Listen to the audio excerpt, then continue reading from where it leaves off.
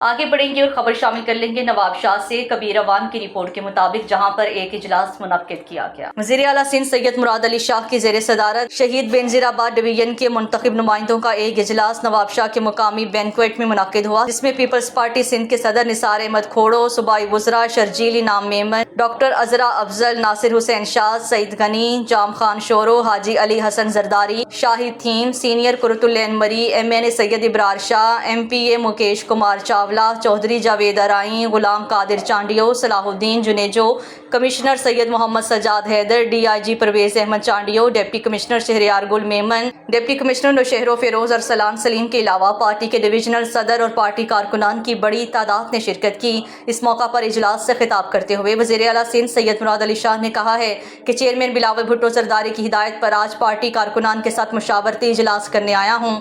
Chairman Bilawal Bhutto چاہتے ہیں party کارکنان ترقیاتی پروگرام میں اپنے مشورے دیں، اس لیے کارکنان کو سننے آیا ہوں جو شہید محترمہ بینظیر بھٹو اور بلاول بھٹو کے جیالے ہیں۔